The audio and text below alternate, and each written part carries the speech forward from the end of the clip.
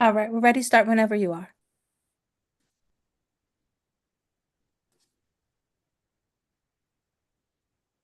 Thank you for joining us at our July 2024 special board meeting. Thank you for joining us at our July 2024 special board meeting. I am Leah Cruzy, board chair. Joining me are my fellow board members and colleagues, Secretary Shakura Adamathanian, Treasurer Chantel Wright, Carissa Stanley Beatty, and Nick Rodriguez. Vice Chair Sandman is not present but has provided his vote by proxy. As we gather here today, I want to acknowledge that the timing is not ideal and the subject is both sensitive and complex. As a board, DC PCSB is responsible for conducting academic and financial oversight of public charter schools with our focus on ensuring that students have quality educational options. I know that our staff and Eagles board and its staff have been working diligently and nonstop to fully explore the situation and are having necessary but challenging conversations. While the timing and the topic may not be ideal, it is critical that we hold this special meeting now. With that, I'll turn to Dr. Michelle Walker-Davis, PCSB Executive Director, and Will Henderson, Chief Operating Officer, to introduce our agenda item this evening. Thank you, Chair Cruzy. The DC Public Charter School Board has a number of important roles and responsibilities, one of the most significant of which is financial oversight. That means that DC PCSB assesses the finances and operations of every public charter LEA on an ongoing basis to determine if they have sufficient financial strength for any given school year. If an LEA has engaged in a pattern of non-adherence to generally accepted accounting principles, has engaged in a pattern of fiscal mismanagement, or is no longer economically viable, we are required by law to close that LEA. As part of this, we monitor the financial health and management of public charter LEAs using three primary tools. First, the annual Financial Analysis Report, or FAR, which provides a comprehensive assessment of the school's financial health based on primarily audited financial statements.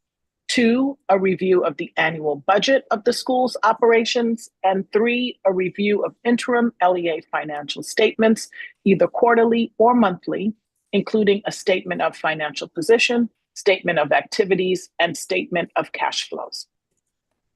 Additionally, public charter LEAs undergo an in-depth review of their financial health and management as part of the review or renewal process every 5 years. As part of our compliance review, audited financial statements also include a supplemental schedule that lists all contracts worth more than $25,000 per year that the public charter LEA executed during the fiscal year. Finally, to make sure that families and the public have access to information, we publish school budgets, tax returns, spending plans for at-risk funds, audited financial statements, and the Financial Analysis Report, or FAR, on our website. Tonight, the DC PCSB will focus on financial issues concerning one public charter school, Eagle Academy PCS. At this point, I would like to turn it over to Will Henderson, our Chief Operating Officer, to discuss our financial oversight, action, and activities of Eagle Academy PCS. Will? Thank you, Dr. Walker-Davis, and good evening, board members. At this time, I'll take some time to speak in more detail to the financial situation at Eagle Academy Public Charter School. As part of our financial oversight of public charter schools, DC PCSB has been particularly concerned and closely monitoring Eagle Academy since the middle of last year. However, we have reached the point where concern and questions are not enough, and we believe that more aggressive action is needed. But first, I'd like to review some more specific facts.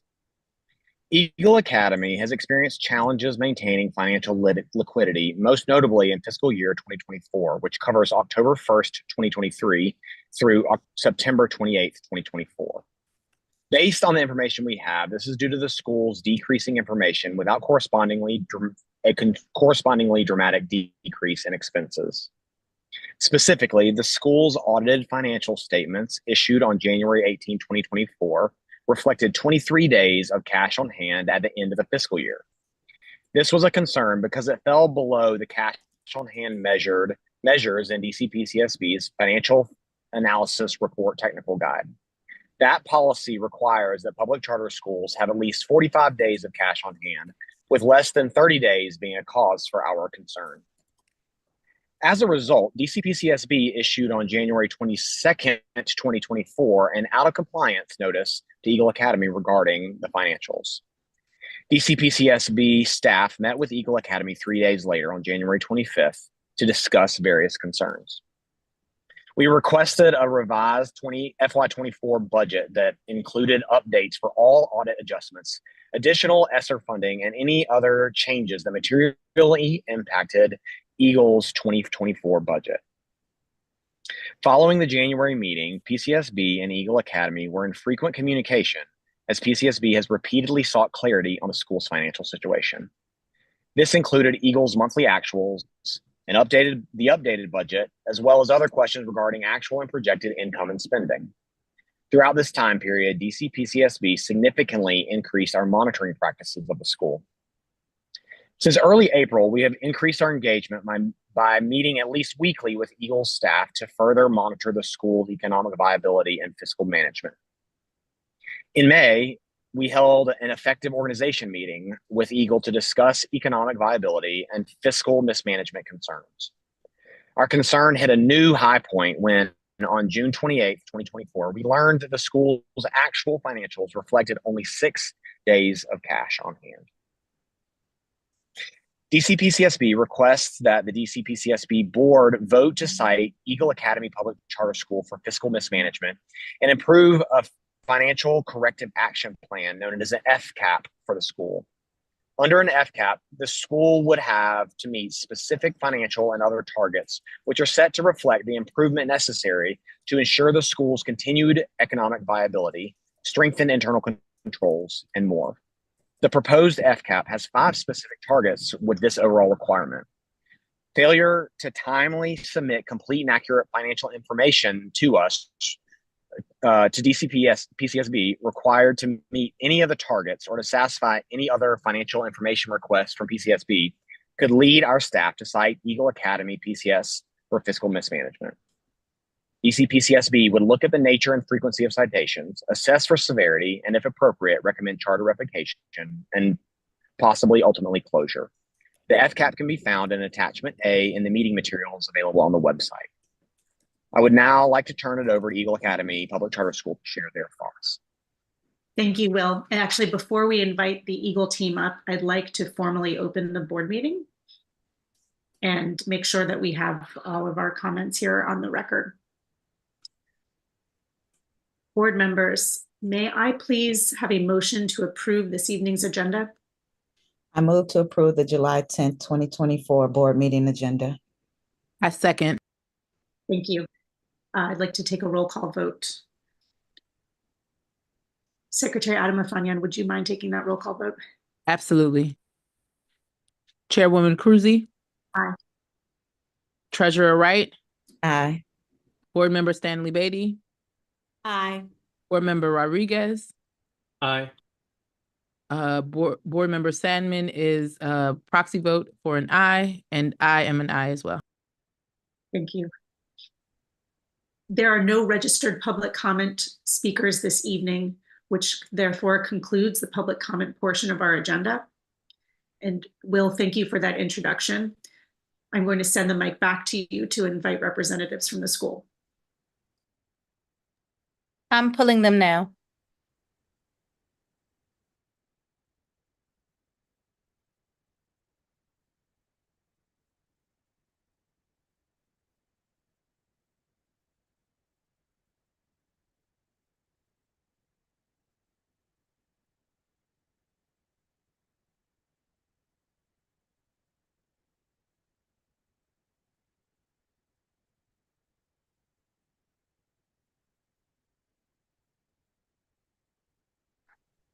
Can you hear me? Yes. I apologize if there's some road noise. I am traveling. So I wanted to start my remarks by thanking Public Charter School Board staff for their dedication and all the effort they've put in the last month or so working with Eagle Academy, and it really shows their commitment to education in the city and working with LEAs. So I did want to start my thoughts there. I intend to be brief and will be ready to answer any questions the board has. The few key points I wanted to make were as soon as the board realized what situation and challenges as they took shape and what Eagle was facing, we made key leadership changes. Once we understand the depths of the issues, we accepted our former CEO, Joe Smith's resignation and promoted Miss Sabrina Ogilvy to, who is here with us today, to the role of interim CFO. And we began the search for a new accounting partner. We have alerted the rest of the board members and have had many scheduled emergency board meetings to ensure that the full Eagle Academy board was aware of the issues and took more direct action and leadership with Eagle Academy staff. We brought new experts onto the team, particularly in the area of finance, to help right size Eagle's staff and make a stronger budget for the next year and ensure that we have a positive cash flow. We wanted to ensure that there was continued transparency with DC Charter School Board staff and work to communicate with our partners, as well as the staff and teachers at the school and the school's families. We have been doing a lot of work to correct what is the fundamental problem here, which is aligning Eagle's expenditures with the size of the school that we now have as enrollment has declined. And did want to state that the school is up and running. We are running summer school with approximately 120 students for summer school this year, up over about a 60 student enrollment increase from last year. So we are still dedicated to delivering to the community a education, and we are focused on righting the ship and meeting all of the requirements of the FCAP that we've worked with your team to develop. That is all I had to say, and I'm ready to answer any questions that you have. Before we begin, Chair, can folks please introduce themselves and their roles? I mean, I think I know who Aaron is, but just so we know who we're speaking with. Yes, my name is Aaron Lentner. I am the chairperson of Eagle Academy's Board of Trustees. Thank you. And who else is here from the school? Hi, good evening. I am Sabrina. I'm sorry. Good evening. I am the interim CEO. My name is Sabrina Ogilvy, and I've been with Eagle for approximately 14 years. Welcome, Ms. Ogilvy. Hi. Aisha Briscoe. Okay. Can you hear me? There we can. go. Hi, I'm Aisha Briscoe. I'm vice chair of the board and also treasurer for Eagle Academy. Welcome, Ms. Briscoe. Good evening. I'm Jennifer Leonard, and I am the Chief Financial Officer for Eagle. This is my 6th week on the job, and it feels like maybe a little bit longer than that, but certainly I'm working with a great supportive board and leadership team to right size and keep Eagle stable and hopefully towards a high performing school. Thank you for joining us here, Eagle Board and staff this evening. And Will, thank you again for that introduction earlier. And I'd like to begin by inviting board members to ask questions of staff and PCSB staff and of Eagle representatives before I jump in. Good afternoon, or good evening rather, to the Eagle team. Thank you, Mr. Lettner, for your comments. I'd actually just like to get started with regard with the board, particularly just curious, what has oversight looked like in the past in terms of managing the budget? And candidly, how did we let it get to this point? Is this my direct question? Yeah, I'll take that question, and I appreciate the directness. It's a very good question.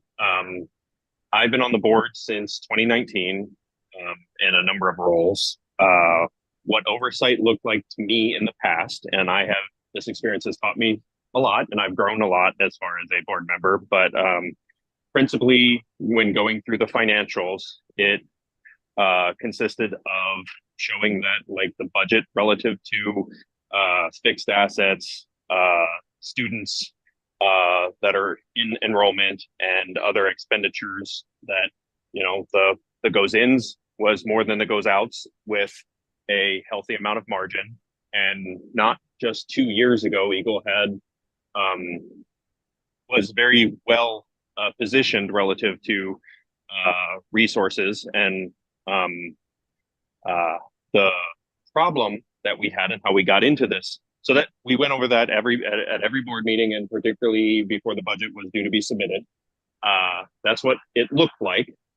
Now, how we got into this situation was a number of factors. One being our CEO, former CEO, was the same person that was the chief financial officer.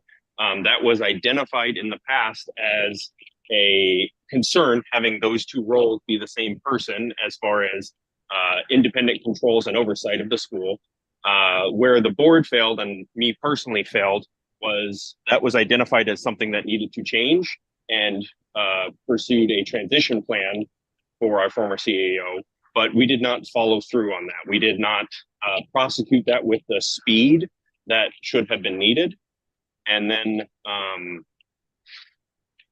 our contraction of expenditures at the school did not follow as fast as the contraction of enrollment. And without that good independent financial oversight, we did not react fast enough, and neither did the board. We thought we had more runway than we did, and we did not. So that's how we got to where we were. Okay, and just so that I make sure I have this, what I'm hearing is that there was standard review of the budget, and there was just making sure that y'all were pretty much balanced, if you will, with respect to expenses versus revenue.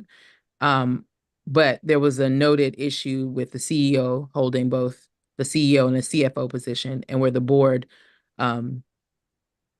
sort of missed the opportunity. Or just, I mean, y'all just didn't follow up and make sure that it was changed. That's what I'm hearing, right? Yep. Okay. Yes, that is correct. I would add one more thing to that is, I don't have a finance background. I'm an engineer by training and by profession. And it was also an identified thing that the board was item that the board was working on, was getting more finance background onto the board, so that there could be more challenging and penetrating questions during the budget reviews than I certainly felt that I was qualified for. And that's another item where the board failed, is not in identifying that we needed that, but was prosecuting that corrective action to completion in a timely fashion.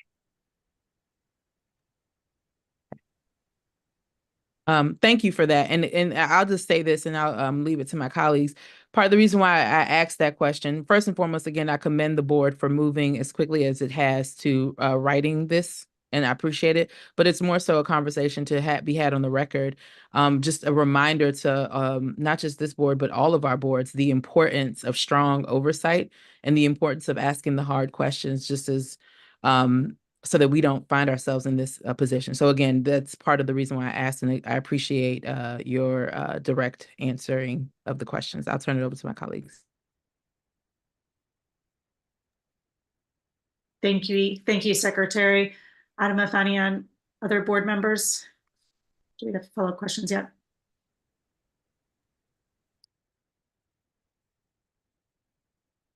Yeah, so Thank you very much, Aaron and others representing Eagle. And thank you, fellow board members. This is, I mean, I think I speak for all of us in saying this is an incredibly serious matter. I think we all know that. That's why we're here, and why we've convened this meeting at a less opportune time. So again, forgive me for also asking a direct question, but you know, there's a series of instances of financial mismanagement that are pinpointed here.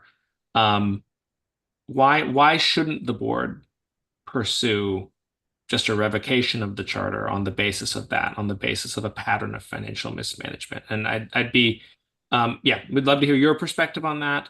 And then might also ask the staff for their perspective on that as well. So Aaron, I saw you unmute. Maybe you can go first.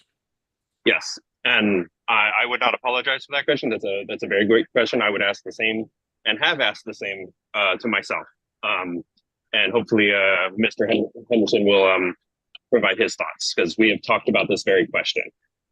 My perspective on this matter is that what helps me decide whether there is a, and I'm going to use my words to define pattern, not intending to redefine that for PCSB, but to me, is there more than one root cause, and is that more than one root cause spread among various numbers of individuals or isolated to one individual? So far, and we've put a lot of effort in just the last month, and Jennifer has been great in helping us with this. The individuals involved that really made the poor decisions or lack of decisions has been isolated to our former CEO and the assistance, frankly, by the accounting team we had. It does not appear, and we don't have any evidence to, and we're continuing on a daily basis to evaluate this, it does not appear to be more widespread than that. While there are numerous what I would call symptoms of those mismanagement, it was contained in those individuals, and we have completely changed over that team. And so to me, that's the difference, the demarcation.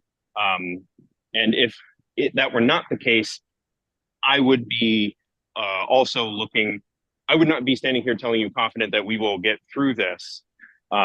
And would not be saying that we should be keeping the school open. Thank you. Will, anything you want to add to that? Oh, or Dr. Walker-Davis. Yes, thank you, Board Member Rodriguez. I'll start by saying first, I appreciate Mr. Lettner's perspective on this, and also want to state for the record that we as PCSB staff would determine if there is a pattern that we are recommending to the board for whether further action is necessary. And I would say regarding that, we look at a number of factors, some of which Mr. Lettner spoke to, which is the severity of the issue, the frequency of the issue, whether it is isolated to a period of time, basically the nature of the concerns that are presented. You will see in the proposal, and you will also hear from Mr. Henderson, both the work that we did on our part at PCSB to investigate what we found out and the concerns that we had, and what we are laying out as what we see as a possible corrective action. And I would say that there are instances that have occurred with this particular school that are similar in nature to some that may have happened with other schools that did not rise to the level of a financial corrective action plan. And there are others that definitely necessitated that. I would also say, as a general approach, our staff looks at whether or not these situations can be remedied, whether or not we can take steps to put in interventions that we can monitor against before immediately moving to revocation. So I just wanted to name that general process and also our general approach before speaking to the specifics of Eagle. And then I would ask Mr. Henderson to just talk about the efforts that we took on our part that get us to the point of making this recommendation of a financial corrective action plan at this time. Thank you, Dr. Walker-Davis, and thanks for the question, Mr. Rodriguez. I think it's important to emphasize Dr. Walker-Davis's statement about the process. The severity escalated through this final half of this school year. And while we, the school finance team and staff at DC PCSB have been watching and connecting with Eagle Academy closely in the last several months, even prior to the second part of the year, a big part of our challenge right now has been doing the research to understand the full scope of the problem. The FCAP speaks to correction of internal controls, and there's enough information outstanding that one gives us belief that a change in internal controls could right size this ship. And there's enough, it was important for us to not delay the issuance of the FCAP while we were collecting that information. We wanted to complete the process, get the FCAP in place so that we, on the record, so that we could articulate what our standards for success were, so that, we could, and if things change that did suggest we needed to reconsider our definition, then we certainly can and will and should. But at this time, we want to follow our process and continue to help shine the light on what's happening at Eagle Academy. Great, thank you. I have one other question, and that is for lack of a better. So it's funny. I'm looking at the agenda item here, and as always happens, there's a recommendation from the staff about the FCAP. And there's the sentence we always have, which says this aligns with our strategic priority of excellent schools and effective organizations. It's always in there at the top, right? And almost always, right? It's aligned with the strategic priority of excellent schools. I think we sometimes, I know I sometimes gloss over that, right? But actually it's quite important because the standard we're looking at here is not simply a solvent school. It's not a school that kind of survives financially. It's a school that is excellent. And I think, for lack of a better way, just to put it bluntly, what is the way back as you think about your own trust with your students and families who will be aware that this meeting is happening and that this is happening as well, right? What is the way back towards being an excellent school? Because ultimately, that's the point of all this. And so, Mr. Lentner, team at the school, would love to hear your thoughts on that question. Happy to. Again, a great question, and one we've been soul searching ourselves. I will start by saying, Eagle has, I think, recently closed out our 21st year, if not 22nd year. And for all but 2 of those years, we have been and I know we're not using the tiers the same way now with the new way of evaluating schools, but we have been tier 1 all but I think 2 of those years. So we have a history of delivering not only a great education, but also being a positive force in the community in the schools that we serve. And Eagle has a very significant special needs and population as well. So that's where we want to get back to, and that's where we need to get back to. The problem we're having is balancing the books and good financial behaviors, right? That's where we're failing. And to that end, in addition to the FCAP, we are pursuing a merger with a high-performing or excellent LEA in the district, just to make sure that, Eagle could make it through this and meet our FCAP limits that we agree with here that is being presented to you. But the margin is tight, right? If and that's putting ourselves in that position isn't what's right for the community. It isn't what's right for the parents whose children go to our school, right? We need to be excellent, not just close enough. So that is something the board is pursuing to get to what you're saying is get to excellent. Can I ask a question, Chair Cruzy of the Eagle team? So I sort of see this conversation in 2 buckets, right? There's the piece of this that's specific to the financial viability, which is where I want to put sort of a fine point and dig in a little more. And then there's the conversation about internal controls, which in my perspective, I see that more as infrastructure. You talked a little bit already about the actual FCAP, the plan itself. And to me, the first piece of that speaks directly to financial viability. And you mentioned that you believe that the Eagle team can meet those targets. I would like for the team, for the record, to share its thoughts practically about how you're actually going to meet the targets. If you've looked at the targets and seen what they are, for example, you have to increase your days of cash on hand. You have to increase your actual reserves. Talk to us about how you're going to do that.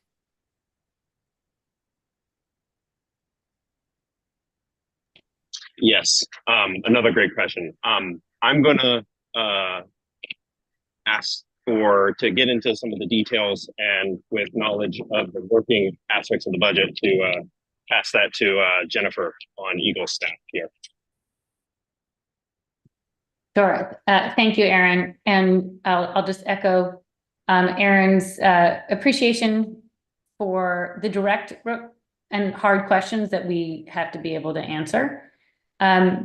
So the FCAP targets, as they are currently stand, will be challenging. No getting around that. We have developed a budget that, in full transparency, gets close to most of those targets, meets a good portion of those targets, but some of them we still have some work to do. So we will be preparing over the next week and a half a revised budget to try to get closer to some of those targets. We've also have an opportunity to suggest a couple of small revisions that reflect both our strong intent to move towards a position of strength financially, but that also create a realistic, what I would say, comeback for Eagle on the financial side. So very specifically, Ms. Beatty, I think you were asking, like, what are we going to do besides just revise the budget? One of the things that we have not quite built into our model, because we didn't have enough firm information, was around our meal services. We have some opportunities to increase revenue around our meal services. We haven't, and in parallel of that, we actually have another opportunity to reduce our staffing costs by partnering with another organization who would assume some of our staff and take on some of our contracts. This is all in negotiations right now, but we see a good opportunity to reduce costs and increase revenue, and something that apparently we do really well, which is provide tasty meals to not only our students, but neighboring charter schools. So that will actually help our bottom line somewhat significantly. We're also looking for opportunities to lease some of our unused space, and we've been in conversation with several schools for our Congress Heights location, which is not at maximum capacity. If we have to, not desirable, but of course we can always revisit our staffing model and bring it down to very bare bones. I'm going to go back to, I think it was Mr. Rodriguez's very poignant and important question about quality, right? We're not here for financial sustainability. We're here to serve kids. And so we need to be financially sustainable to serve kids, but we need to serve kids in the way that they deserve it and allow them to not just get through school, but to thrive and perform in school. So I'm actually going to ask Mr. Lentner to share a bigger picture strategy that we're currently engaging to really think about how we not just meet financial targets, but how we look at how we become a high-performing school again. And I think that was just re-echoing what I had shared in regards to the last question, which was that we are in discussions with a high-performing LEA in the district to pursue a merger to allow Eagle to still do what it does best and deliver a high-quality education and be a force for good in the community, but an LEA that has more financial resources and a pattern of excellence, to not just, right. I don't want to, as the board chairperson, I am not okay with cutting expenditures to the point where we are not providing excellent services to the students that we serve. That's not what I agreed to be on the board for. That's not what I would want as a parent, and so we're pursuing other alternatives. I have lots of. Can I? Oh, I'm sorry, Chantel. I just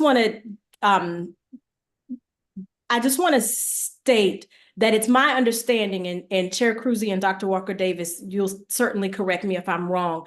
The FCAP is put into place, and the targets that are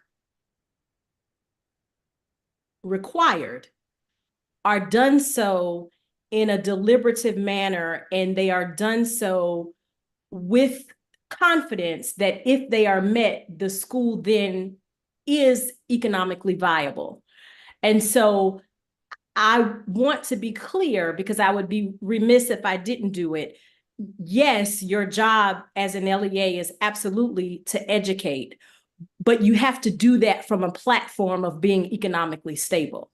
And so in this conversation, as board members, what we are suggesting is that you continue with your charter under the assumption that you are adopting the FCAP. And so I am operating from that place, understanding that there are potentially other solutions. I just want to be clear on the record that if we move forward, it is with your agreement that you will meet the FCAP. And so at some point, perhaps in this conversation, maybe we can come back to you all sort of being focused and targeted about how you will do that, because there are some pretty robust standards in the financial viability piece of the FCAP that will require you to be diligent about your expenses and your income. And as a board member, I would just like to hear a thoughtful response to that. I'll go ahead and take that. I'll defer to my colleagues. I just wanted to make sure I made myself clear in terms of how I see this meeting. And if we weren't understand your question and the way you're viewing this and what you wanted to be clear about, if we were not clear, I want to make sure that we are clear. We 100% agree and have been working with PCSB staff to establish the FCAP and the fact that we have to be financially solvent. And when we meet those targets, that is the definition and the minimum bar. Well, my view is the minimum bar of financial sustainability. What my team has been discussing is we don't want to just meet the minimum, right? We need a sustained excellence to deliver to the schools. So if we don't meet those, we have the same understanding that you do, that those are not our continued existence as an LEA in the district is contingent on meeting those targets. We 100% agree. Thank you. Thank you. Chantel, Treasurer Wright. Yeah. So I want to just start by saying to the Eagle team and particularly the board, I have stated several times, schools get a lot of accountability, a lot of autonomy in exchange for accountability. And this is public dollars, it's public money. And to come and share that, part of how you got here, one, the candidness of, that the board dropped the ball. is appreciated, but I feel the irony of even saying that it's appreciated because, again, children are impacted by this, families are impacted by this, particularly the most vulnerable part of our city is impacted by this. But I think I want to just make sure we're clear. Schools close for two major reasons: fiscal mismanagement and academic concerns. And unfortunately, more fiscal mismanagement than anything else. And so FCAP in place, if you're off the FCAP or not, the oversight of fiscal and public funds has to be equally as important as educating children. It has to be.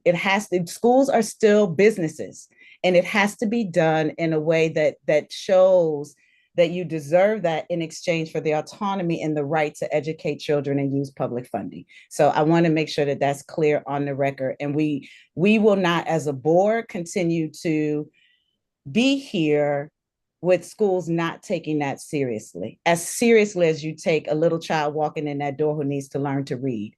What happens with money, who's over money, how it moves through your building, how it moves out of your building is a priority. And we can't be, you've got people's livelihoods, you've got children, all of those things. So I want to make that clear. I have lots of questions for us as a board, meaning for staff. But I also want to know, like right now, what is happening in Eagle? What measures and oversight do you have on a day-to-day basis that is occurring in the school right now? I'd like to understand that to make sure to avoid what's bringing us here. Yeah, I appreciate the thoughts that you shared and that question, and I will pass that. I'll make a brief comment from my perspective as the board of what's happening day to day, and then I will pass that on to Sabrina and Jennifer to follow up. So first, I'd like to say that I 100% agree that ultimately these are public funds, and we serve one of the more vulnerable populations of the city. And I spent a lot of my time as leadership of the board coming through COVID, making sure that we continued to deliver a quality education as we transition to online. And I did not pay enough attention to the financial side of the house. And you have to have both. You can't just have one. So I appreciate that perspective and believe it as well. As far as what is happening day to day, I, as the board chair, working with my other members of the board, have pretty substantially changed the leadership team at Eagle, and have been personally involved, if not on a day-to-day basis, at least bi-weekly.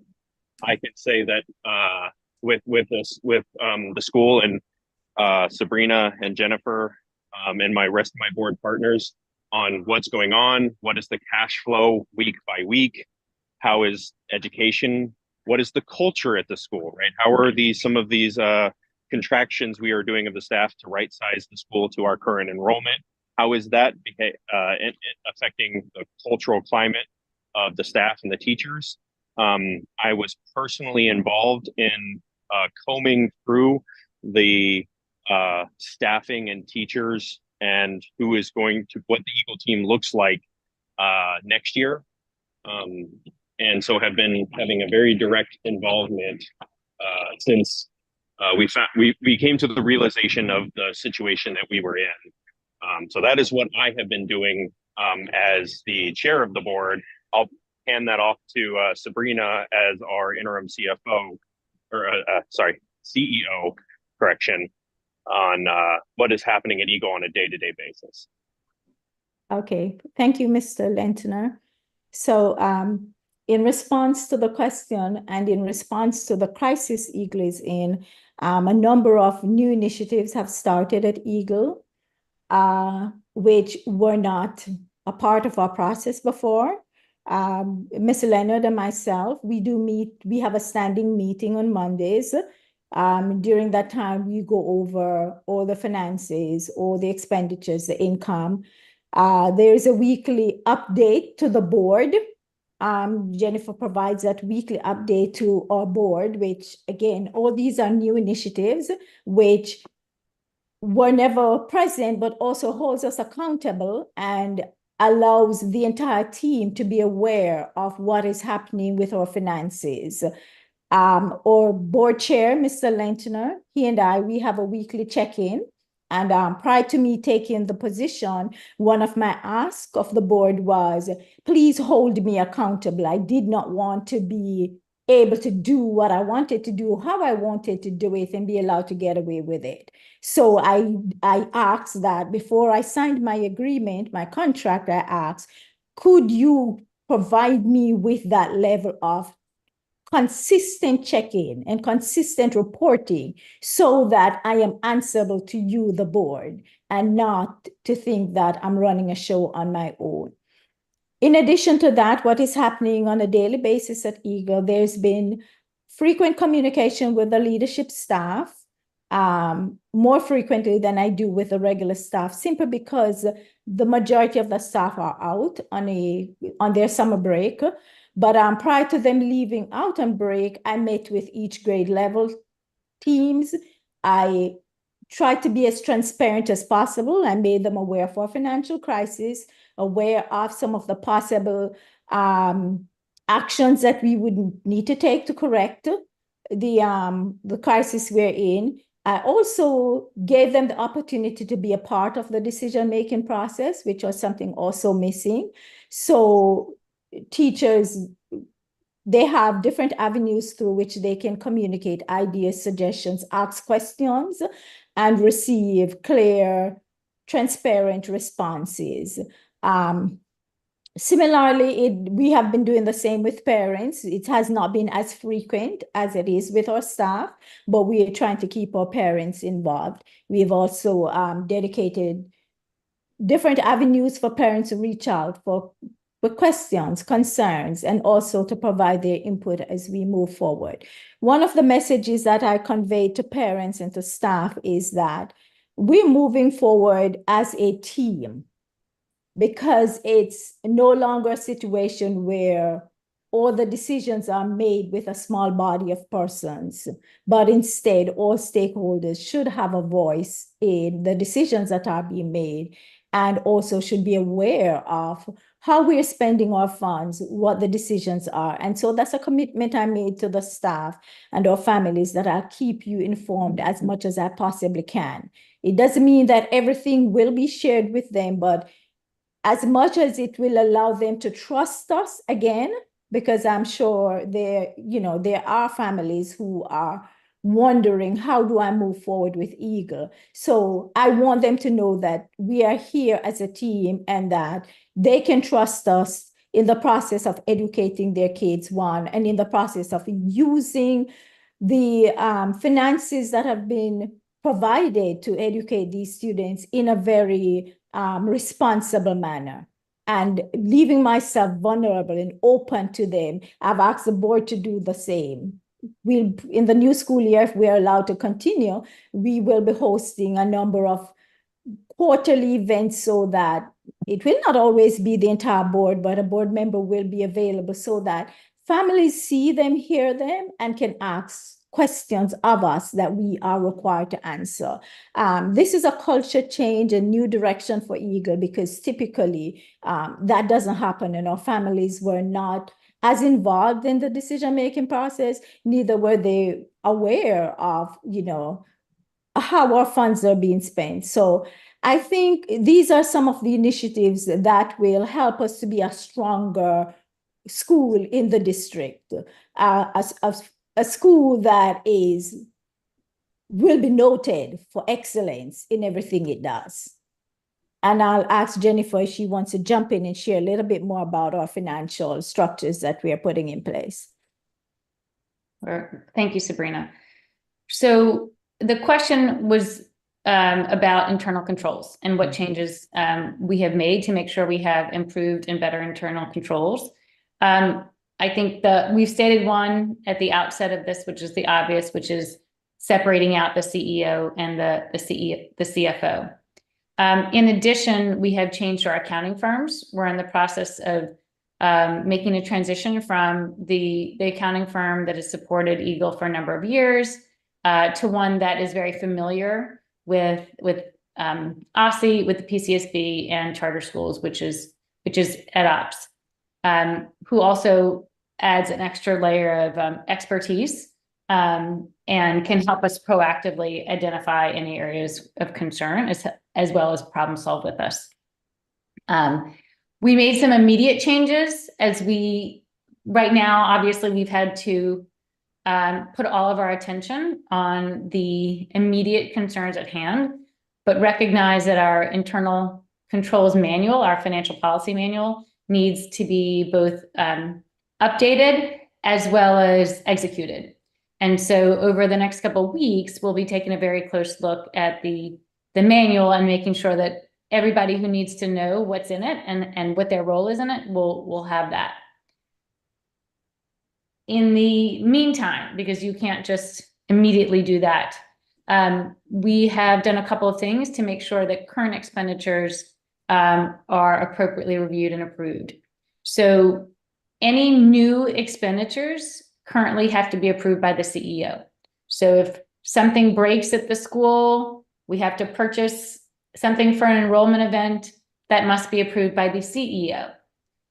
We have our staff right now, or our consultants at Crystal Star, again, switching over to EdOps over the next couple of weeks, who have been reviewing the invoices and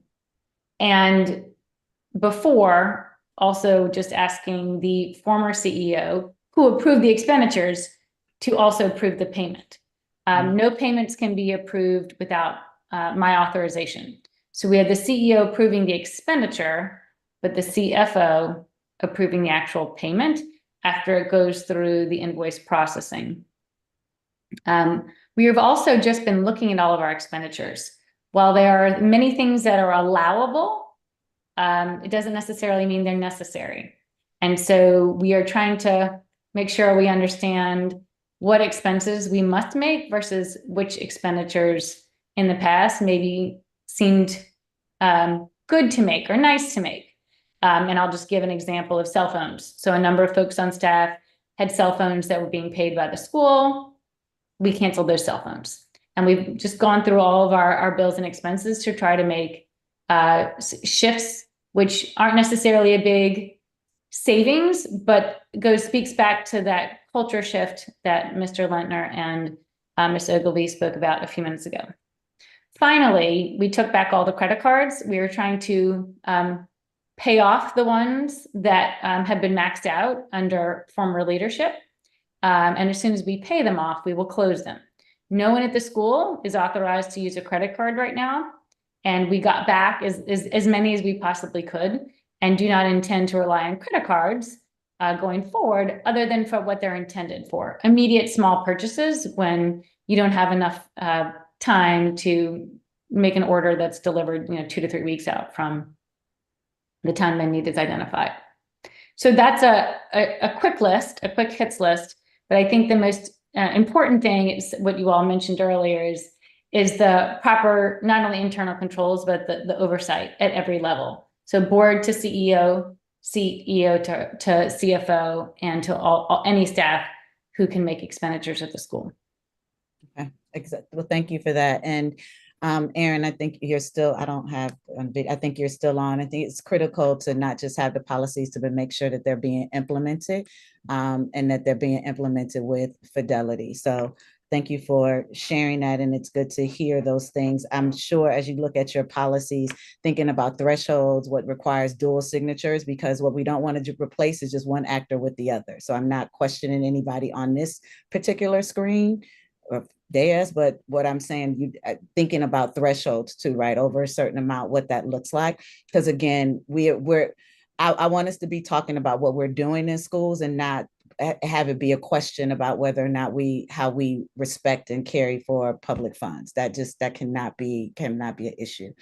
I want to turn now to the staff and really understand, and I think it's important for us as a board to understand this and for the public to understand the timing of this FCAP. And it's clearly not ideal, right? Like we are talking about, last you said to us, Mr. Henderson, was that there was like up 6 days of cash on hand. Can you talk about the timing of this and why didn't we make this request before now? And then I'm coming back, other board members, so I need a minute. Thanks for the question, Treasurer Wright. We agree that the timing is not ideal here. And also, I'm not sure what the timing is that is ideal in a scenario like this. PCSB has been very expeditious on demanding answers from the school as soon as our concerns rose beyond just kind of run-of-the-mill wonders and concerns about a school's financial position. So if the question, I have no concerns whatsoever about whether or not PCSB staff leaned in hard to begin asking hard questions and requiring Eagle Academy to clarify their position and begin making changes.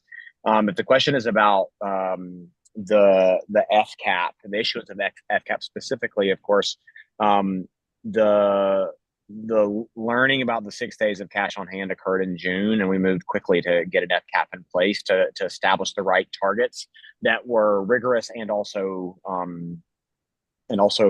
achievable, or to assess whether they were achievable, where the solvency was achievable. And so the beginning, the process of creating FCAP is not simple. And so it does take some time to make sure we have the right standards in place and the right understanding so that we can get this in place. So the team did work very expeditiously to move forward. And in the meantime, between time, was doing more investigation and uncovering challenges that the school was required to respond to and answer to us as soon as things escalated in the last several months. Okay. If I may, Treasurer Wright, and for the rest of the board, I just want to put on record that the FCAP is actually the culmination of conversations and inquiries and interventions that we've been having with the school. It is formalizing all of that, documenting it, and requesting that the board approve it so that we could have that to work against as we continue to monitor the school. And so what I think Mr. Henderson was trying to explain there is that we flagged a number of these concerns for the schools the minute that we saw something that was of note and of question. We followed up, we asked for documentation. When we didn't get that documentation timely, we asked for more documentation. We asked for clarification. And as more information became evident, we wanted to have something in place and approved by this board that we could leverage should we not see the appropriate actions being taken by the school. And so I want to go back to where board member Beatty was, which is this is a corrective action plan that we believe will ensure the financial health of this school going forward and that we will use to monitor against. But we have been consistently having those conversations with the schools, and an FCAP is negotiated with an LEA, not negotiated, but at least worked on with the LEA. There has to be awareness of what the targets are that LEA is working toward. And so this is codifying conversations that have been happening once we were made aware of the situation. So yes, it is a July meeting, but this is not something that is a surprise to this LEA. We've named that this FCAP is coming. And quite frankly, we refined some of the measures that we are looking for because of the work that this staff and the Eagle staff have been doing to get a better understanding of the situation. Yeah.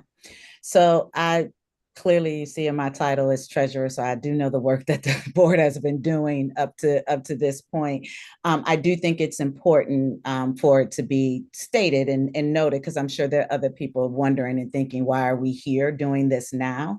And so and part of what I also believe that this record does is just to also help other LEAs to know and understand the expectations that come around fiscal mismanagement. And Mr. Henderson talked about it earlier in terms of all the steps that have been taken up to and including an effective organization meeting where we brought these concerns and some of the oversight. And I guess my question would be, with this FCAP, I have two questions with this. Well, how does this, we have issued FCAPs before, not necessarily to this extent. We've had other bigger instances where we've needed to do some things retroactively. So I'm interested in terms of how this one compares to others. And given some of the difficulty that we have had with this LEA in particular, which Mr. Leonard Briscoe, Ms. Ogilvie, I hope everybody is listening. Given some of the difficulties that we have had with getting things moved, one, I would expect that to be addressed in the FCAP, but how confident are we that if implemented, this would actually result in financial sustainability for this particular LEA? Like, are these the right levers, and how confident are we in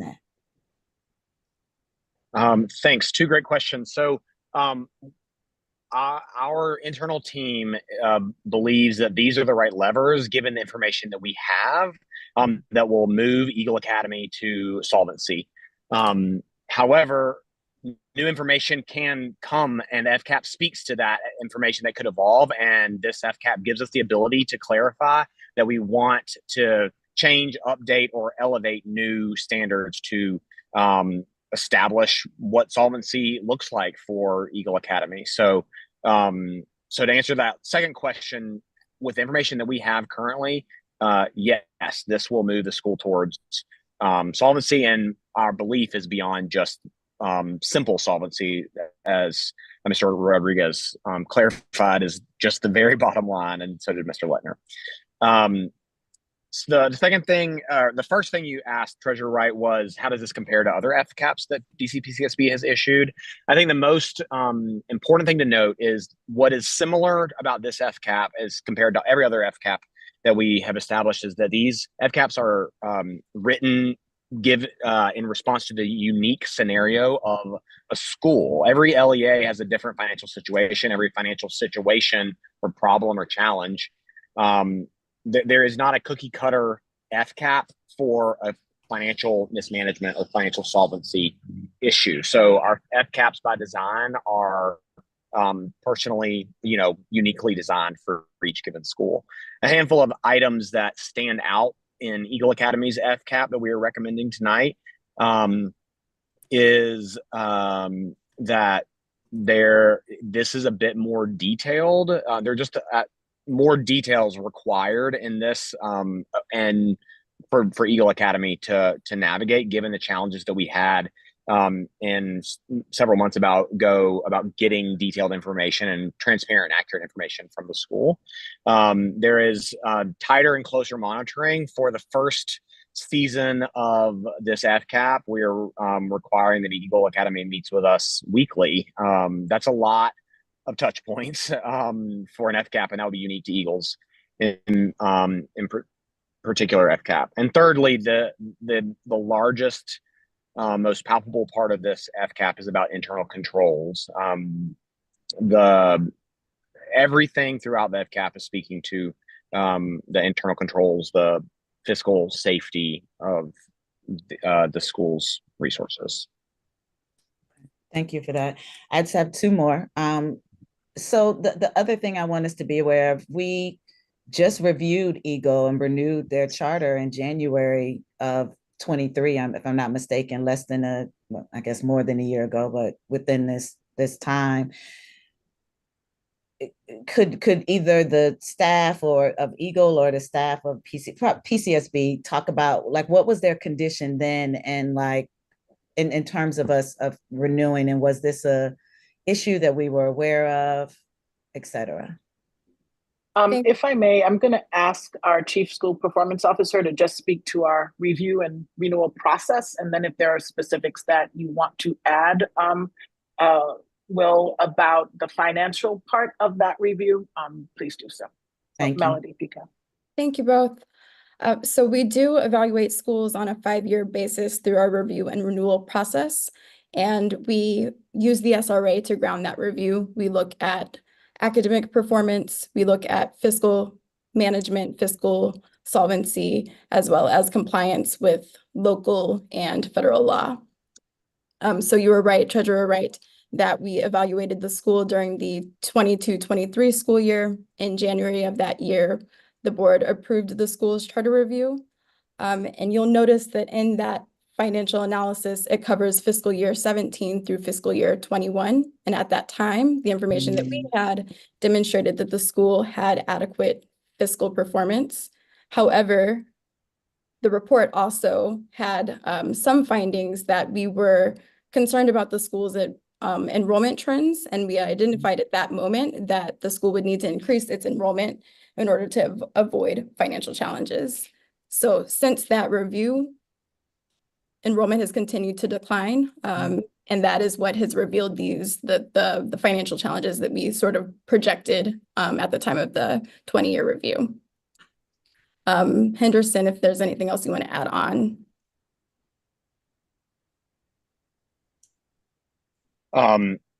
Thanks. I had a little bit of an internet issue there for a moment that I'm trying to resolve.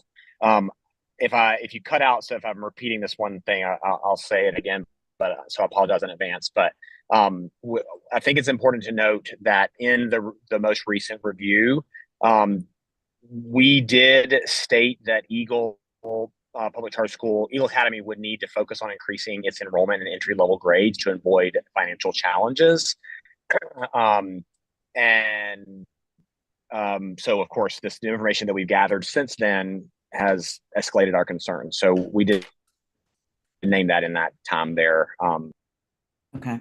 So my last question is actually to the school, because I don't want to move away from why we all do this work, which are parents and children and families. What have you communicated to your staff and your families about the financial challenges and what's happened? I appreciate, Ms. Ogilvie, you shared with me what you're going to do moving forward. What's been communicated to them to date? Like, do they know what's going on? And then, Ms. Leonard, I do want to come back to you about actually, let me stop. I'm sorry. Hold that second question for a minute, Ms. Ogilvie. When you all knew that you were having the decline of enrollment, Ms. Leonard, when you came on, did you find that there were also corresponding cuts to the expenses and staff, or were there just not? Was it just that like the enrollment was decreasing, so revenue was decreasing, and y'all were just business as usual? What did you find? If I might give my 2 cents on that, and then absolutely, Ms. Leonard can dig into what she has personally found. I would say that that's exactly right. Eagle's leadership did not respond to the declining enrollment on either side, cutting expenditures or fixing the issues with the systemic issues with declining enrollment. I don't want to just say that Eagle is a victim of the declining enrollment in this age group across the city. We had actions that we could and should have taken, as well as seeking out advice from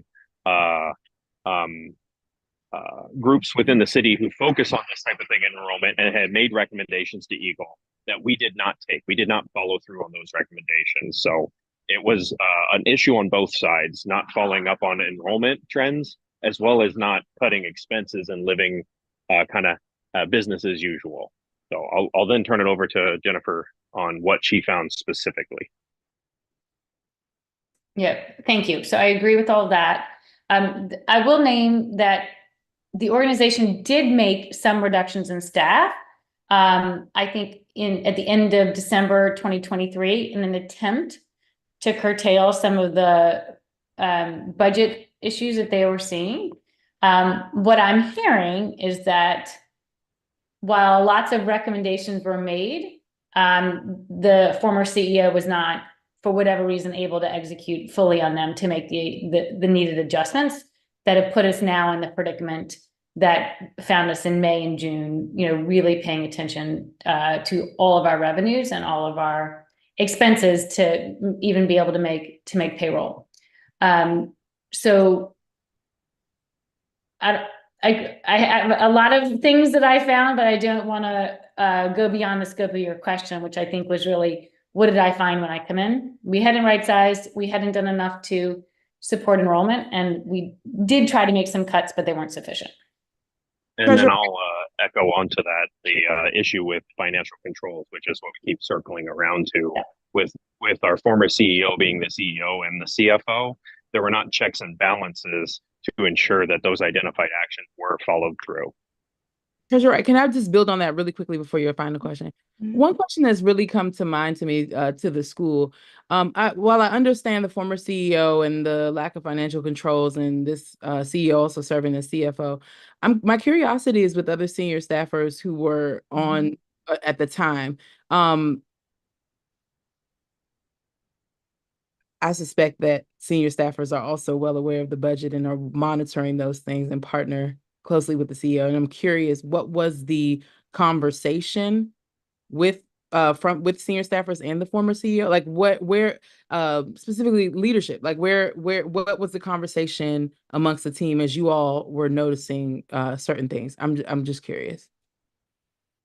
So if I may take that question, the culture at Eagle was not a collaborative culture.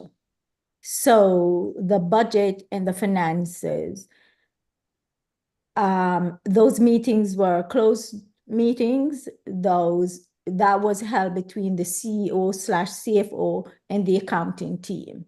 That's pretty much a financial team. So senior staff, heads of department, we were never part of the process.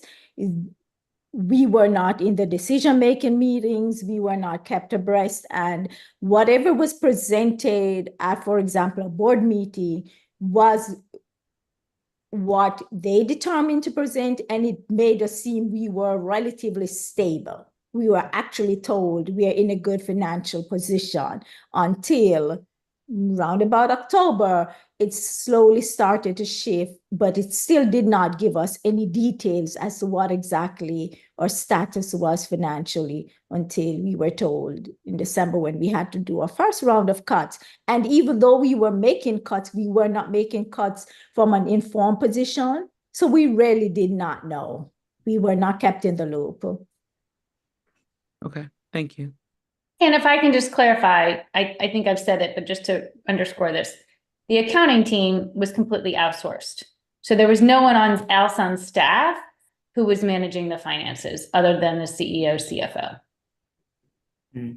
I only raise this again for the record in that, again, as other LEAs are considering these things, just as much as we hold heads of school, CEOs, executive directors accountable, I'm telling you now, I hold other members of the leadership team just as accountable too, because at the end of the day, no matter what happens here, children and families in this city will be affected, will be impacted. Our families trust you all when they decide to bring their children to the school. And it's just not enough to say we didn't know, or we were like, I'm looking at other leadership as well. So anyway, Treasurer Wright, I'll direct you. Totally agree. No, very well said. So now, Ms. Ogilvie, if you tell me, or whoever, what has been communicated to staff and families regarding these challenges? I heard about the proactive things that you're going to do moving forward, but there are families that are probably wondering right now, how does this impact me? What does this mean? What's been communicated? So we have communicated to families. We started with communicating the change in leadership. We have communicated that there is a financial crisis.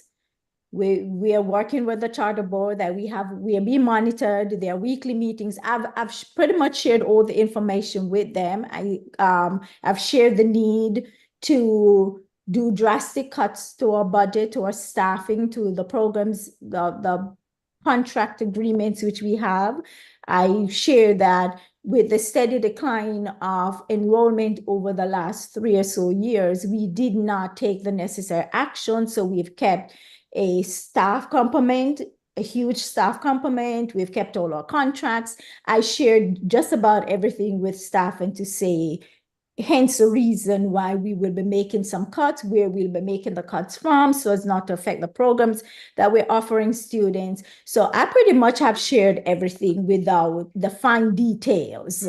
But yes, they do know that we are in a crisis. They do know we are being monitored. I've shared with the staff that we have an FCAP. I've not given them the details until it has been voted on. Then I did commit to them that I will make this document public so they will have a copy and they can see how we are being held accountable. So I've been very transparent as much as possible with staff and to some extent with the families, not everything to the families.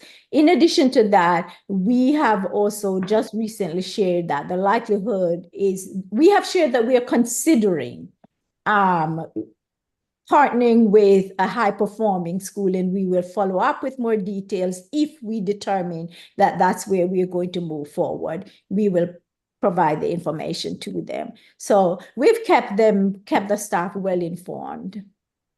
Okay, I so would also say, Ms. Sabrina, we also, at my request,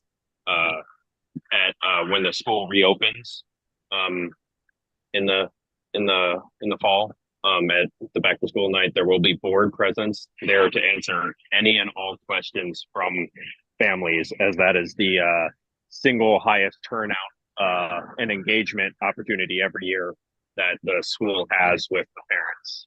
Yes. Which is sort of a follow-up to my question. So I am intimately aware of the population that you serve. And a lot of times we say I've communicated to parents, and we think because we sent out a letter, et cetera, that is not how that particular parent population receives information. So I actually want you to dig a little deeper for me, Ms. Ogilvie. How have you communicated with families? How are they receiving this information, particularly given where we are in the time of the year? So I know how hard it is once the school year is actually in, and now you're doing it over the summer, or maybe I'm not sure how soon you started communicating. So I'd like you to share a little bit more about how you're actually communicating with them and how confident you are that the mass majority, if not all of your families, have received some sort of guidance or communication from you. So we started communicating around about early June, prior to us going out on 2 weeks before school gave break for summer. And we have continued through our robo system. That's our Power School system where we have all our families. So they receive text, email, I think it's text and email that it provides. What I have done recently is also to provide an email address for questions and concerns, which coincidentally we've gotten a couple of questions in just today to ask about, will Eagle be open? Do I need to find a new school for my student? And so we've started getting a few of those questions. We respond. There's an individual who's tasked with tracking those messages and respond immediately. And I've also committed to families that on a weekly basis on Fridays, there will be a Q&A coming out through our Power School system so that questions that are common trends will be answered, and I've made myself available for calls, emails, text messages as well. In addition to that, we are planning during the last week of summer school, week of the 22nd, we're planning to host a town hall meeting, open house, a series of events that will allow families to come into the building, and leadership will be in the buildings to provide answers for families who are getting ready and gearing up for returning to school to be able to ask and answer questions there. Okay, so I'm going to just encourage you strongly that you all don't wait until that time. One, again, given who you serve, the ability for them to be able to know and make choice and advocate for themselves, many times they're dependent on guidance from the school and next steps from the school to think about, are there ways in which over the next couple weeks you can create office hours, public meetings, in-person meetings? Because again, we're assuming, I know where you're around the corner from my house. You're around the corner from where I worked for years, right? So that population sometimes needs a different level of touch, and you are obligated to do that, right? In this case. And so we have to be mindful of who we serve and how they receive information, not the easiest way for us to give information. And with a situation like this, it is imperative that they receive the information, that there's a level of accessibility that is provided by the LEA. Okay, so I'd actually like to see you, Ms. Ogilvy, Ms. Leonard.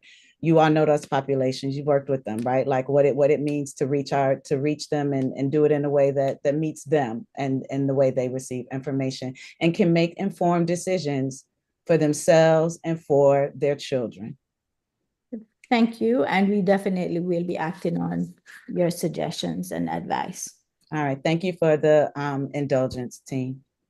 Hi, I have two questions separate.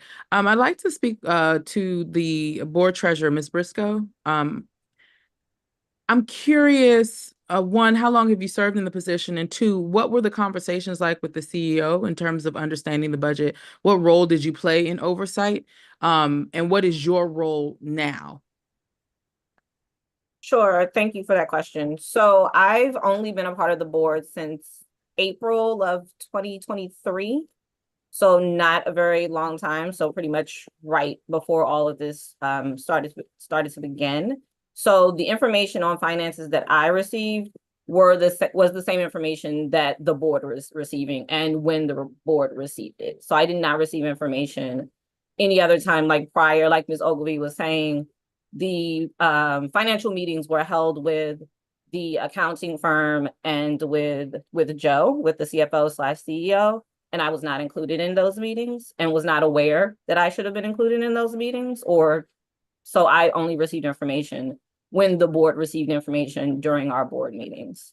So currently, because of that, so now we're also trying to once again bring me in to everything that's going on. So I have been connected with multiple meetings, multiple touch points, multiple times of checking in on the finances and understanding as much as I possibly can, because I also do not have a financial background, and going back to us working towards getting someone on the board who can take my position, who has a financial background. And I'm curious, what is the status of bringing that person on to the board who can do that? How quickly will you all do that? Aaron, can you give the timeline for that? Yes. Yeah. Yes, we have been, and I'm going to possibly mess up the name. We've been in communications with assistance on that regard with, I believe, charter school partners, and we have commissioned them to assist us in canvassing the district for the right set of skills.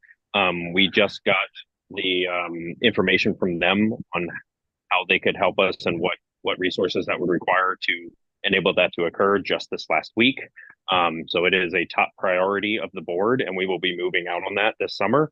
My stretch or my aim is to have somebody brought on at the first part of the school year to help ensure that the board has the right skills to lean into and respond to leading indicators to make sure that we are meeting our FCAP targets, not just finding out after the fact that we missed them. And as you all wait to find this person, what is the plan for educating other board members?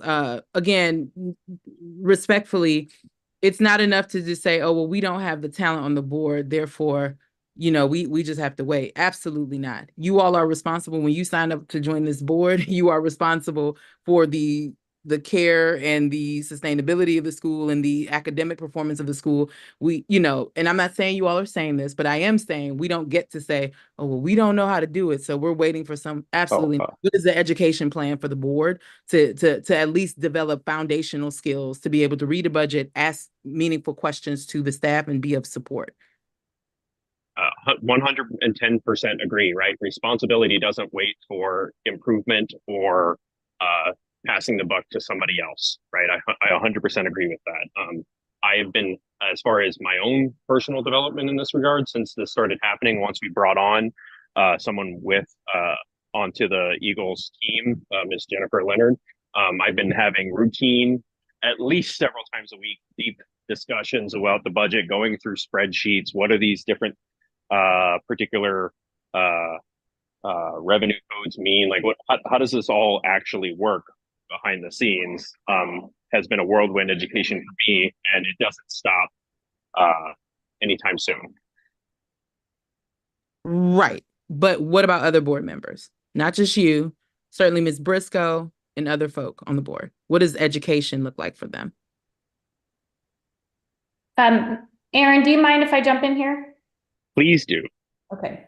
So I have served on a charter board on the finance committee, and then as an executive director of another charter school, and then as the CFO coach for several other charter schools.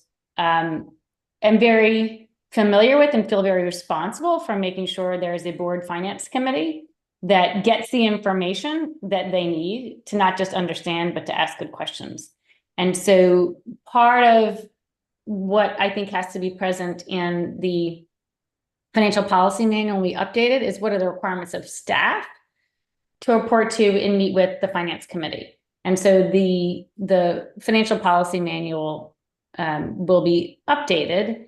And I think to Chantel's point earlier, implemented with fidelity, because I want to be held accountable. I don't want to feel like I'm the only one responsible for the finances of the schools. I understand it's a shared responsibility and ultimate fiduciary duty of the board to know. But what happened in the past was that the board did not know. It doesn't mean they should not have known, but they didn't. And for whatever reason, they didn't. But we have to make it clear that have to be some governance rules at the board level, but there also have to be staff requirements to be reporting not just statements, but be providing the key financial indicators that would help them understand we're meeting this, we're short this, we're not this, which then give them the information needed to ask the hard questions. Well, why are we short of days of cash on hand? Oh, good, we're meeting our DSCR. Wait a minute, why has our net income decreased so much? And so I think I've had a good amount of experience as a board member of a charter school on the finance committee, as well as the executive director and CFO, partnering with boards to make sure that they have the right information so that they're informed and they can be ultimately held accountable for the financial oversight of the school. And again, Ms. Leonard, very familiar with your work, and I appreciate that. I think in what I've heard in terms of what has happened for the last couple of years, where the organization is right now, and even just the update around securing a board member with that financial expertise, I am not comfortable with I don't know, we're trying to figure out, we're trying to learn. We are at a critical juncture for the school. This should be taken seriously by every board member. It is not just enough for the financial committee. It is everybody. And so I want to encourage you all to think about, had this been a different circumstance, yes, the finance committee, all those folks being in depth in the weeds, they would know it. This is critical for everyone because, again, for the children and families that are connected to your schools, this means everything. And so it's not enough for just a few people. Everybody being educated, everybody being clear on what's happening and being able to speak to that. I want to transition and ask my last question and turn it over to the colleagues. You all have mentioned a few times here that you are exploring perhaps partnering with a high-performing LEA or what have you as a potential part of your solution to all this. I'm just very curious, what criteria are you using to identify the potential receiving LEA? Just curious there.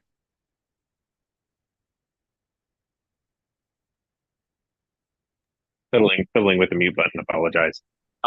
So to us, it has a couple key features or things we're looking for in a partner going forward, right? One is obviously a pattern of excellence in both education and finances, as well as someone who understands and is willing to maintain the culture that Eagle has in serving the community that it does, right? We don't want to just go on to another partner who will just, enforce some monoculture that they already have in other areas of the city to the community that Eagle serves, right? So we're looking for both a partner who demonstrates excellence and is interested in investing in Eagle, but also one who understands what Eagle's mission is and what we're trying to do.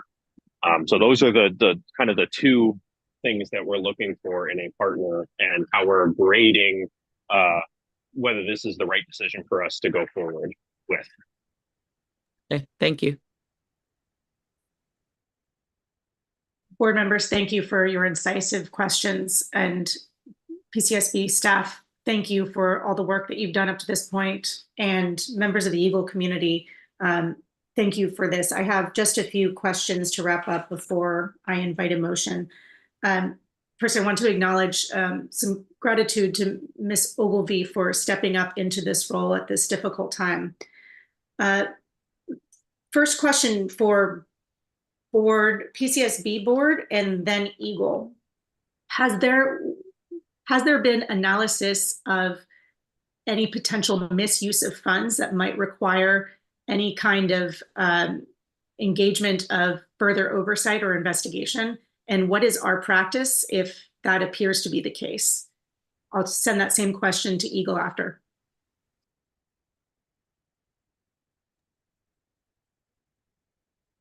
Yep, Dr. Walker Davis, yep, okay. Apologies for the background shift. I had a computer challenge. Thanks for the question, Chair Cruzy. It is important to note that if any concern over malfeasance arises, it is our expectation that Eagle Academy interrogates and investigates and provides DCPCSB with a swift solution, and we will monitor and manage that. There, as new information continues to evolve, as we learn about the mismanagement that occurred on Eagle Academy's watch.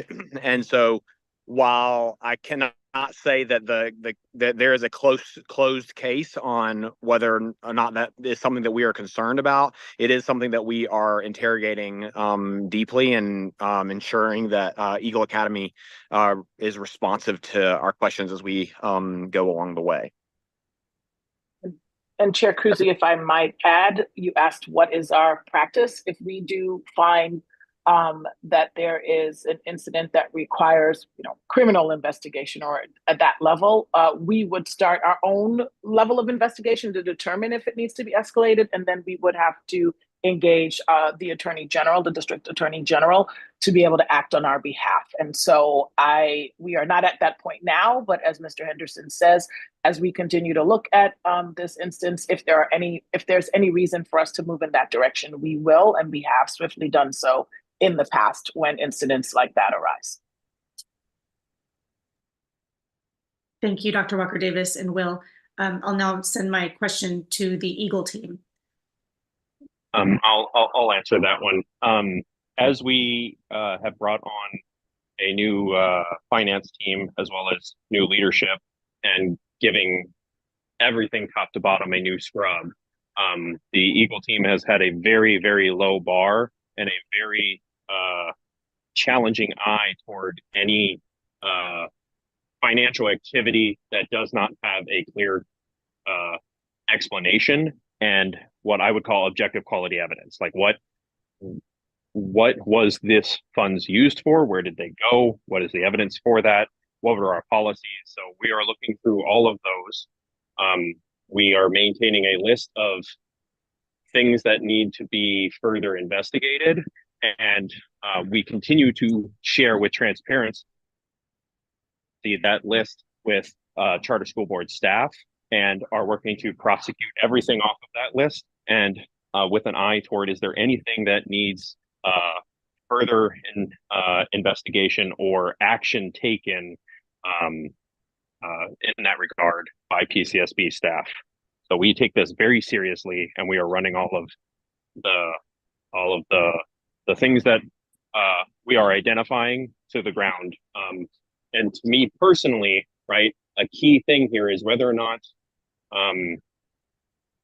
this issue of financial mismanagement was isolated to the prior finance team, or was there a broader issue with mismanagement of funds, right? And that is a key discriminator to me with how the school goes forward into the future. Was this an isolated issue where the rest of us just were very passive and not taking action when we should have, or was there a deeper issue going on? And so we have a keen eye toward making sure it was the former, not the latter. Okay.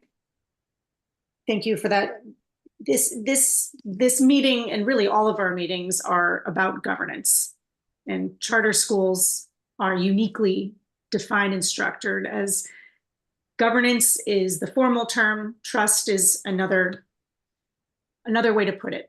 As my fellow board members have articulated a number of times, the responsibility we have in authorizing the use of public dollars to LEAs to provide a unique program that parents then determine meets the needs of their children to enroll in that school. There's a level of trust there that we are concerned has been violated here.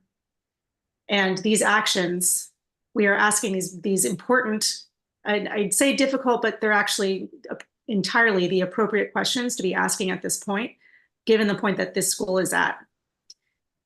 It's critically important that this LEA board, who holds the charter for the school, and every other LEA board hear this message. We appreciate your service, and your job is to ask the questions. Job is to select and evaluate the executive director and ask questions. And if you're not getting the information that you need to ask questions of why you're not getting the information.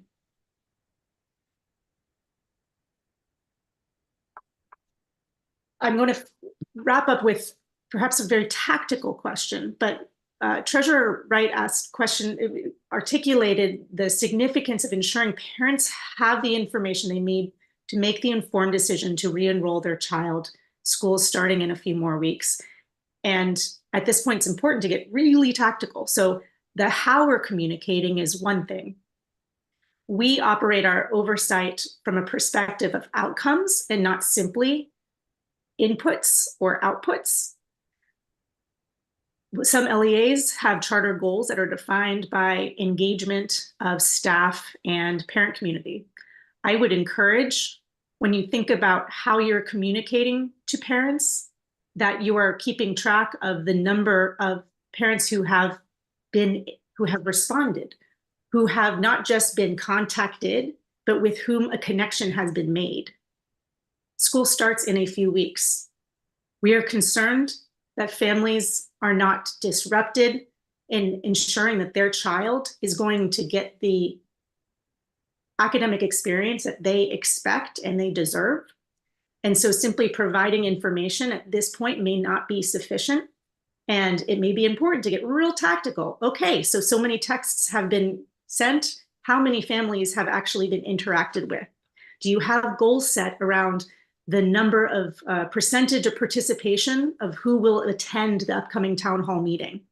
Not just that the board will be there at the back to school night, but what percentage of parents do you expect to attend? Have you actually confirmed, sent out RSVPs? This feels like a level of granularity that's not appropriate for this kind of board meeting, but it really sounds at this point that it's necessary. The significance of a TikTok plan over the next, I don't know, is it 5 weeks? Summer feels like it just got started, but really it's ending very soon. The school year does not begin in the fall. School year begins in like 4 or 5 weeks. It is critical that families are not just communicated to, but they understand the circumstances completely of what is going on at the LEA, and they are given full information about the options they have to ensure that they feel good about the options their child will have when the school year starts in a few weeks. Chairwoman, Yes. I'm sorry, are you, I have one more question before we wrap this portion up. Sorry. Please, I also wanted to still give a last word to anybody else before I invited a motion. One final question for the board. We've heard a lot about the staff changes at the senior level and you all making certain changes and, bringing on talent to support. Just curious, at the board level, what have the conversations been concerning, like, sort of how have board members received this information and kind of evaluated their engagement on the board? Have you all seen any movement or any conversations about folks just making different decisions about being a board? I'm just curious about that as well. I would say that I will give a brief comment and then I will hand that off to my board partner, Aisha. I would say that there was a lot of This was unexpected news when the board started to go into more, we meet about once a quarter, maybe sometimes a little more, but we've been meeting several times a month. So there's been certainly a surprise and challenge as far as behaviors that are different. I am maybe selfishly a little proud of our board that we have managed to meet quorum to have these important and I'll use your word, not difficult questions and decisions, but appropriate decisions and questions to ask at a cadence that is much higher than we generally experience. And that goes to show that the board is aware of the important responsibility placed on us to ensure that we educate the students we serve and make responsible use for the funds that we are entrusted with. I'll pass to my board partner Aisha if you have anything else to add to that. I just wanted to ask a clarifying question. Are you also asking whether the board's involvement has changed or whether they are thinking about or deciding to change in the future, or just wanted to clarify? So no, I was more so asking around, like, as board members, as you all are digging into this and the shifts and changes are happening at staff level, like, are folks sort of reevaluating their own engagement with the board? Not necessarily, I mean, certainly attending the meetings are great, but are folks certainly reflecting on the role that they perhaps played in this oversight? Is anybody thinking differently about their engagement? Is it wondering? Right. So I can only speak for myself. I can't speak for my fellow board members. So like I said, I've been on the board since April of 2023, and I have been at every single meeting, in every single emergency meeting that we've had. We've had at least, I think, maybe 3 or 4 meetings in the last couple of weeks. So I know my engagement in itself has increased. Also, like, going back to my understanding of the finances, the questions that need to be asked. The questions for me has always been around enrollment and what we needed to do in order to improve our enrollment. Because once again, not coming in and knowing that, oh, this school used to be at 900 plus students, and now we're down at this number.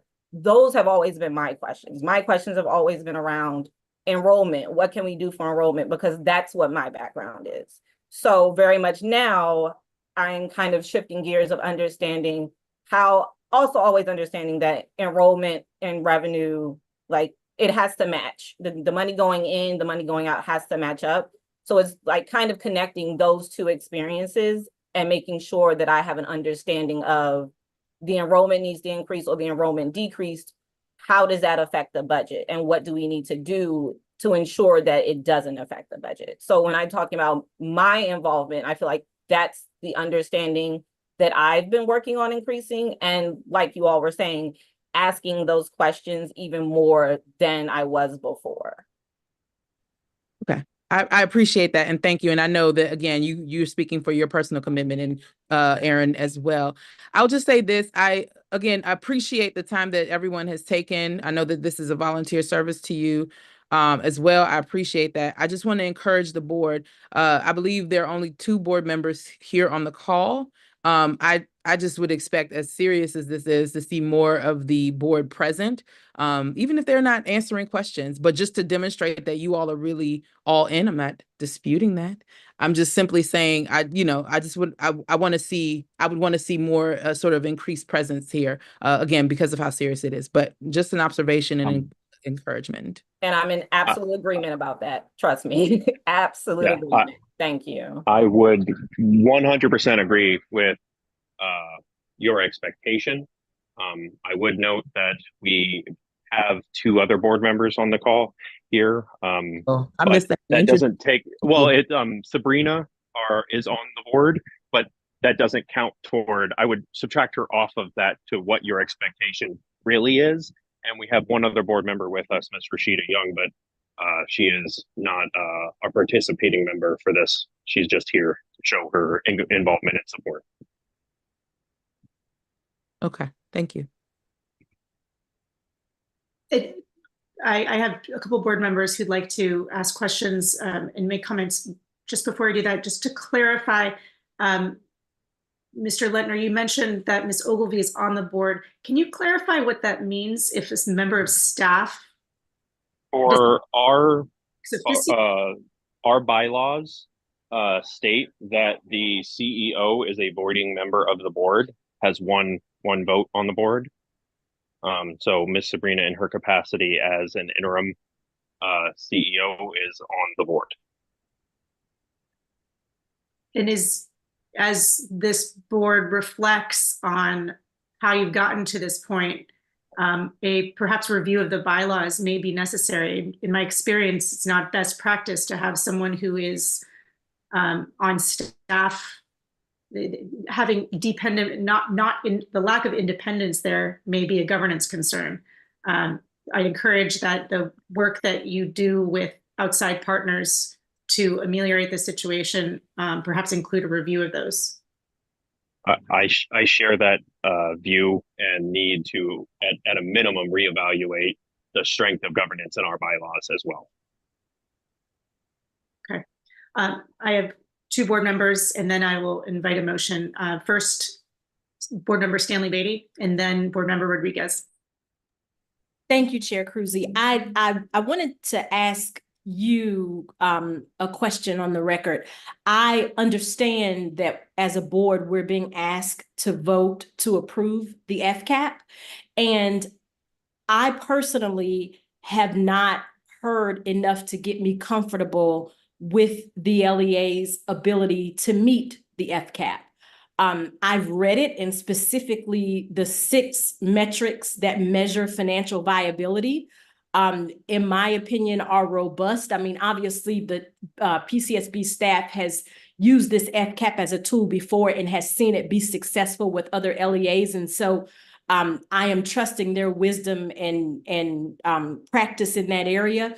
And I'm not questioning the targets at all. I like I said, they seem robust to me, and they seem like if they are achieved, they would set this LEA back on the right path. My question is that during this conversation, I've heard a lot about internal controls, which, as I stated before, to me is a separate subject.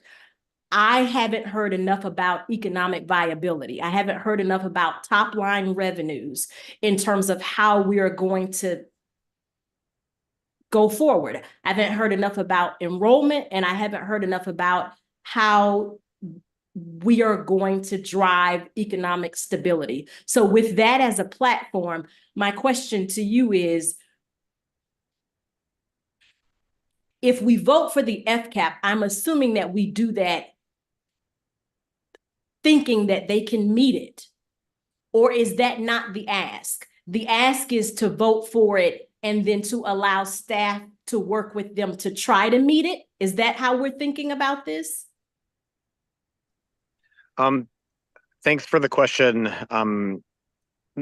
Ms. Beatty. Our team has worked collaboratively and openly with the school on the FCAP. That has been transparently shared with them. And so they have been brought along with the process as we established these metrics.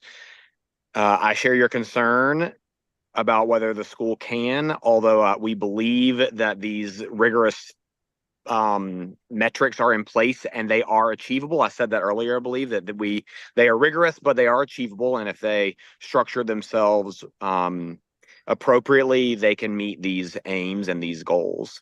The staff has also been in conversation about enrollment and working directly with Ms. Ogilvy about their enrollment strategy. You're absolutely right that needs attention and needs attention immediately. And I believe that Ms. Leonard also noted that they owe us another budget that we need to review and approve for sustainability for the FY25, the fiscal year 25 coming up. So your concerns are warranted. I believe, and Dr. Walker Davis, you can jump in to correct me if I say this wrong, but the FCAP is in place to clarify exactly what PCSB says must happen to occur. The school knows about it.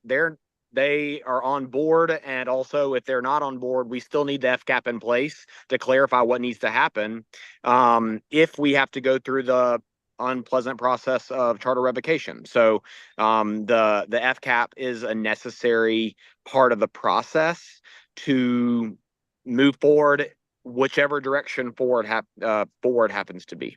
Fair enough. With or in the absence of confidence that the LEA can achieve it. Yes. Fair enough. Thank you. That answers my question. Thank you for the question, Board Member Stanley Beatty. Will, thank you for that. Board Member Rodriguez? Yeah, I know we're getting close to voting, and so I didn't have any more questions, but just wanted to note and explain kind of why and how I'll be voting the way I'm voting. And I think what you just said, Board Member Stanley Beatty, weighs on me as well. I will vote yes for this FCAP, but I will be voting yes reluctantly. I think my impression when I first saw this was the question I asked at the beginning, which is why aren't we proceeding immediately to a revocation? And I think that what I'm tempted to I was tempted to push the staff to be more aggressive here on this. Fundamentally, for all the reasons that have already been cited, but I'll add one more, which is that our charter school sector, we make this promise about accountability and autonomy, and the sector must be beyond reproach. And this is an example of the exact opposite happening. And I'm not blaming any particular people on this call. That's something that can be litigated in some other forum. But I will say that it's deeply disappointing to see what's happened here. And the only thing really giving me pause, I know it's not written down in any regulation anywhere, but the only thing giving me pause is where we are in the school year and a path forward for the students and families that you all are serving, and how to make sure that we do right by them or as well by them as we possibly can. So, we'll vote yes, but I think you're hearing from all of us on this board that we want you to take this plan dead seriously, that you'll push hard in order to meet it. Encourage you to take seriously the merger option if it gives you a way forward that gets you to excellence. But of course, at the same time, that's not guaranteed. You need a non-merger option to be available, because otherwise we are wasting the time of these students and families as we think about the sort of path to excellence, because in the end, this is about the path back to excellence, right? We're not interested in doing this so the school can limp along. And so on behalf of all the current students and families you're serving and future ones we hope will enroll, that's my sort of encouragement and exhortation to all of you. So yeah, that is, I just wanted to explain my vote in those terms. Thank you, Board Member Rodriguez. Colleagues, I will now entertain a motion.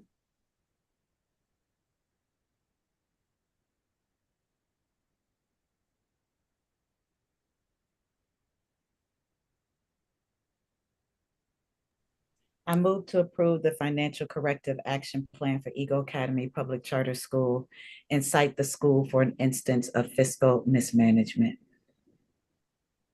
Second. Thank you. Noting that we have a proxy for Vice Chair Sandman, Secretary Shakura Adamafanian, would you be able to call a vote? Yes. Chairwoman Cruzy? Aye. Treasurer Wright?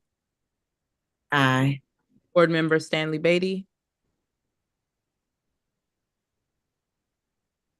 Aye. Board Member Rodriguez? Aye. Board Member Sandman, by proxy, voted aye, and I am an aye. Thank you. Thank you, Team Eagle. I hope to see this resolved and hope to ensure that the families and students see a smooth transition into the next school year, however that is to come. Thank you. I will now entertain a motion to adjourn. I move to adjourn the July 10th, 2024 board meeting. Second. Thank you. Secretary Adamafanian, I'll take one more roll call vote if you may. Chairwoman Cruzy? Aye. Treasurer Wright? Aye. Board Member Stanley Beatty? Aye. Board Member Rodriguez? Aye. Vice Chair Salmon, by proxy, voted aye, and I'm an aye as well. Thank you. Good evening. Thanks, everyone. Good evening all. Thank you.